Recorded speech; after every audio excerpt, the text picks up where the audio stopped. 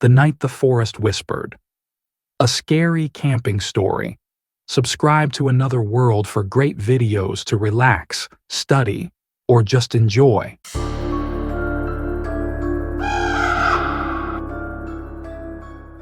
The trees towered over them like silent sentinels, casting long, crooked shadows over the small clearing. The air was cool, not cold, but cool enough to remind you that nature was bigger, stronger, and older than any person could fathom. It had been the perfect place for the Andrews family to camp, or so they thought when they arrived.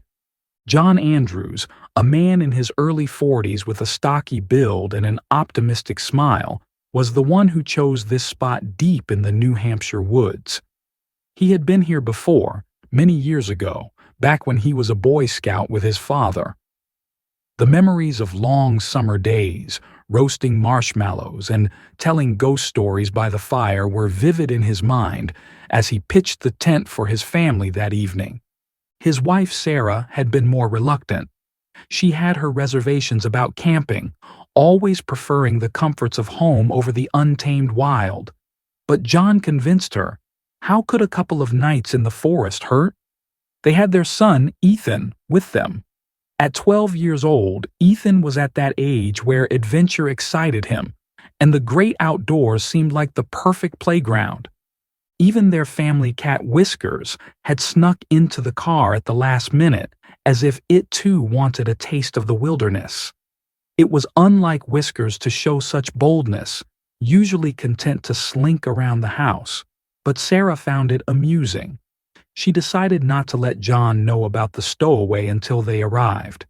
John had always hated the cat, finding its sharp green eyes unnerving. So there they were, the four of them, John, Sarah, Ethan, and the uninvited Whiskers, setting up camp as the late afternoon sun dipped behind the trees. John went about making a fire while Ethan gathered sticks, and Sarah laid out the sleeping bags inside the large family tent. Everything felt just as it should be. Serene, peaceful, and disconnected from the world of cell phones and email.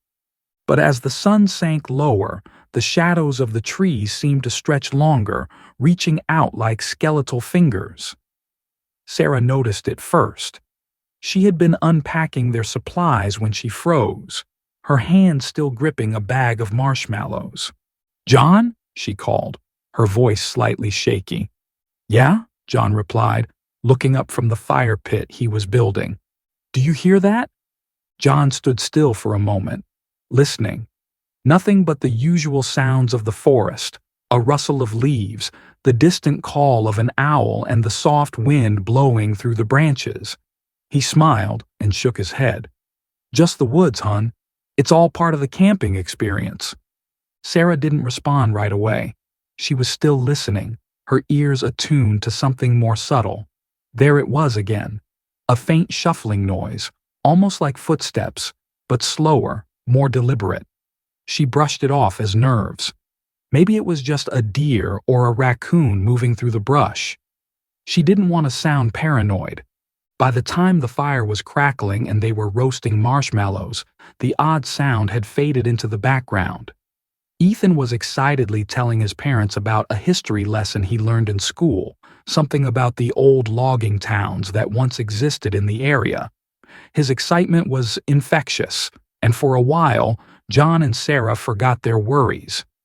But as the sky turned dark and the thick canopy of trees above them blocked out the stars, the strange noises returned. This time, there was no denying it. The soft shuffle in the bushes, a twig snapping underfoot, the eerie feeling of being watched. John was the first to speak. "Did you hear that?" Sarah nodded, her face pale in the firelight.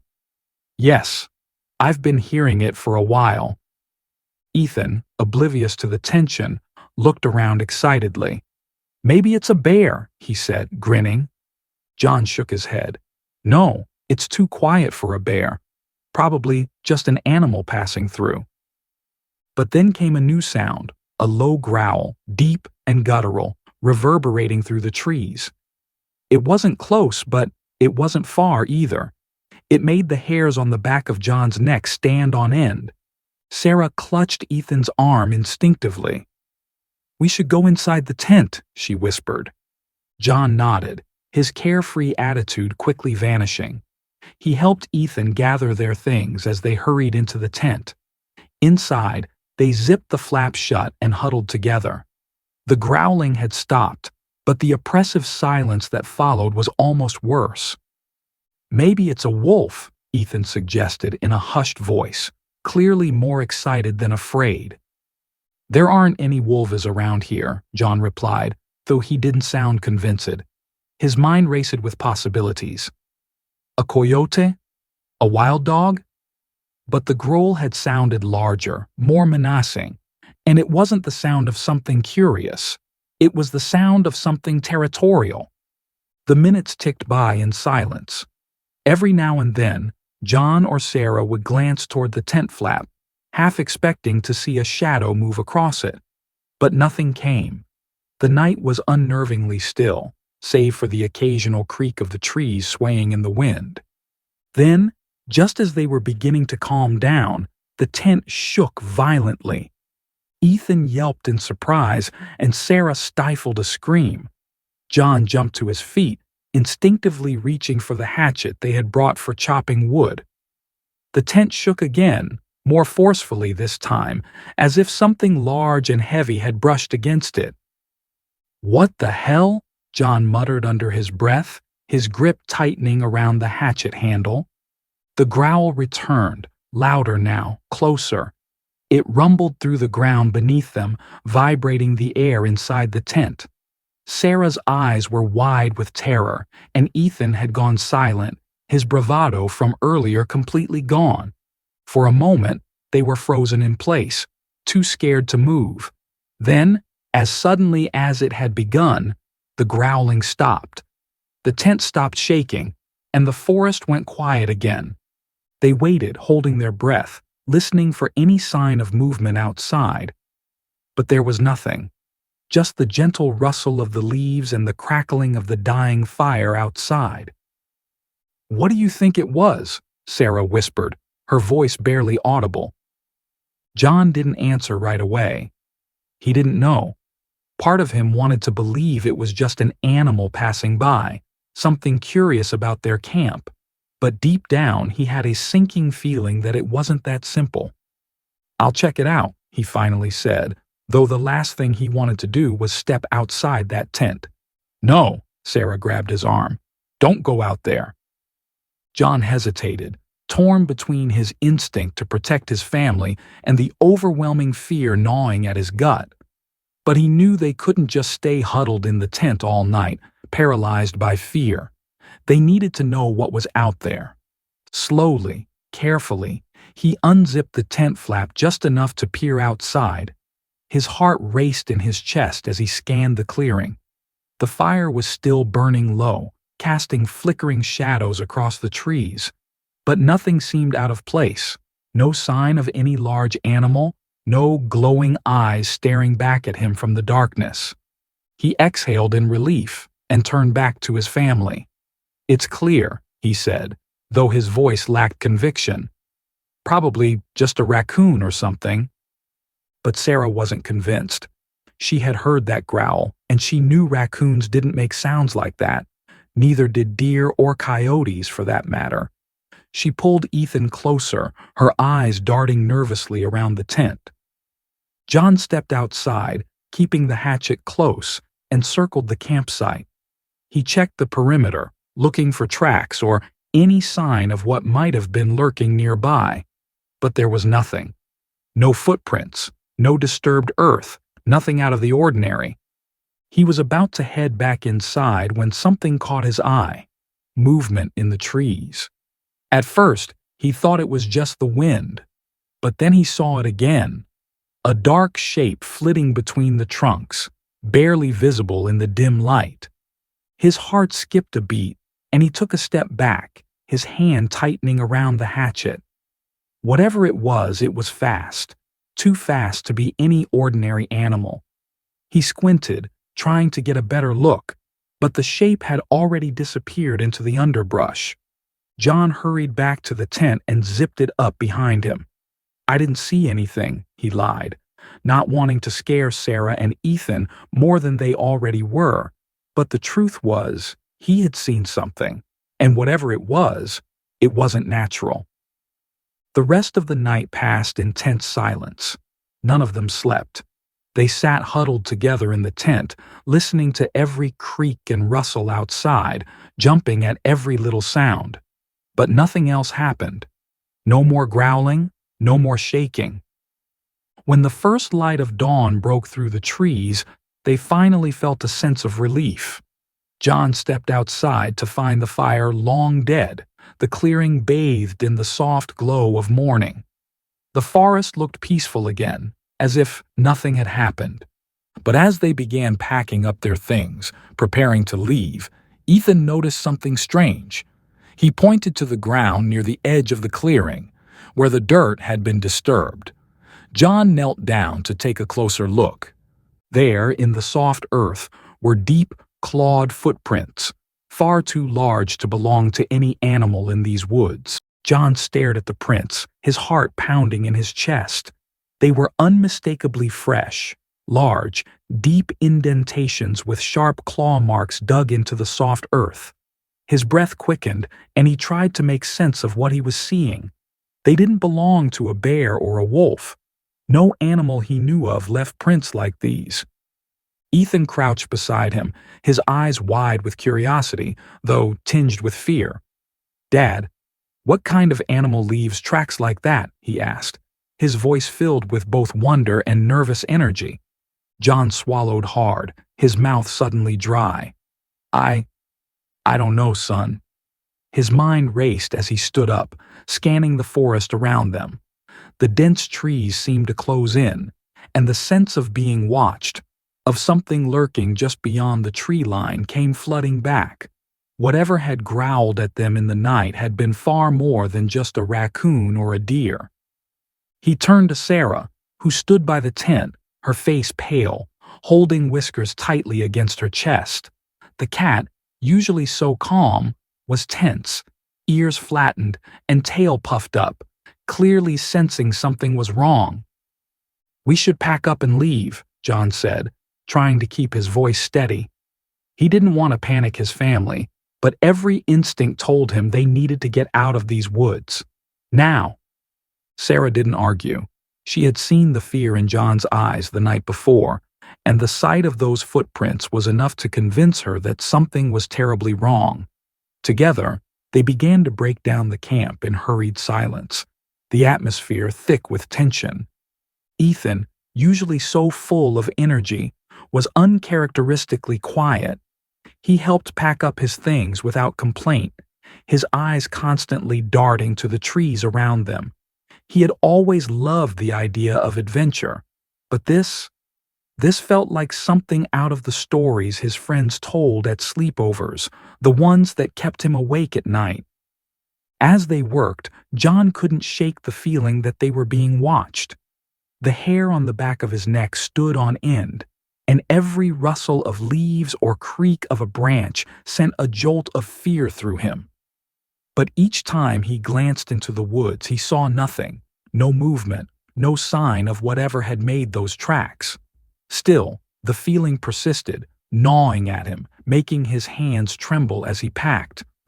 Finally, with everything loaded into the car, they climbed in, and John started the engine. The sound of the car revving to life was a welcome relief, breaking the eerie silence that had settled over the clearing.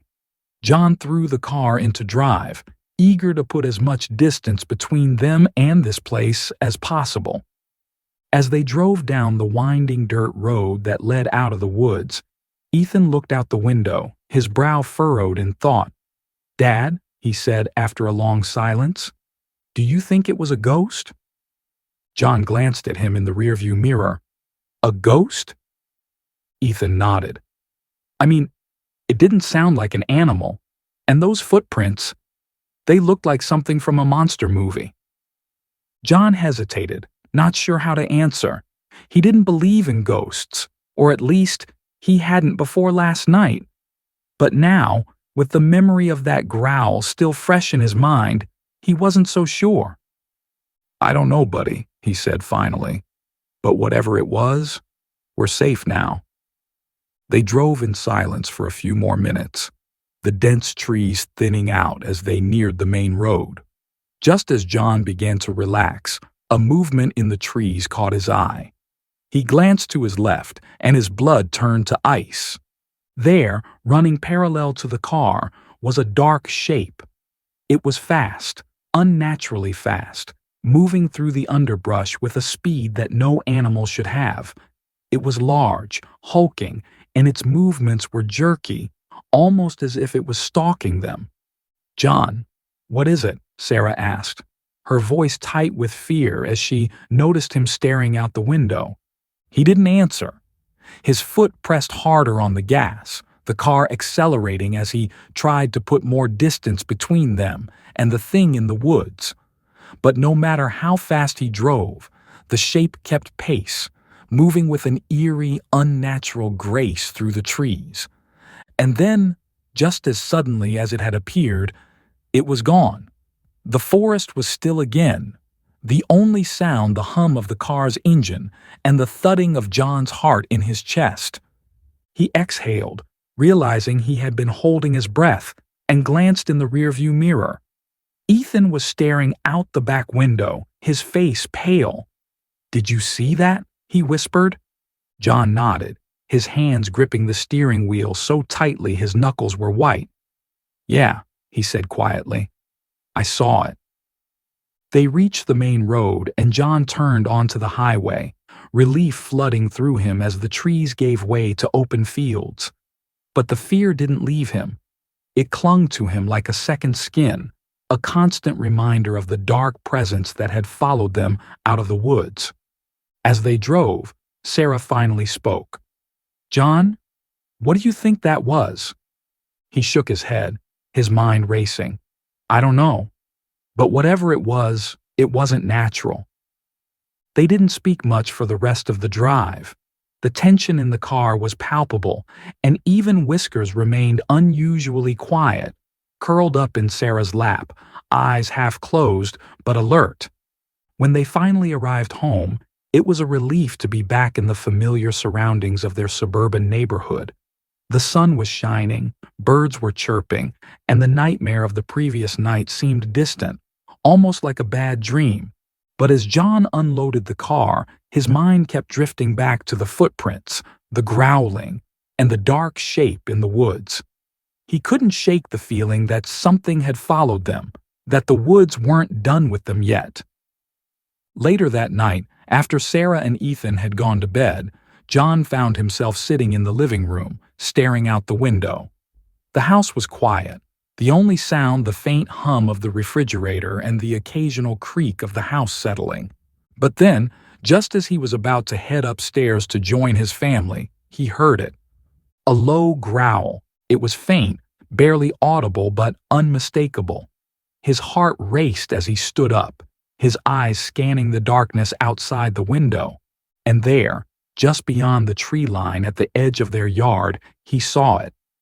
A pair of glowing eyes watching him from the shadows. John froze, his breath catching in his throat. For a moment, he thought he was imagining it, that the fear from the woods had followed him home in his mind. But then the growl came again, louder this time, and the eyes blinked.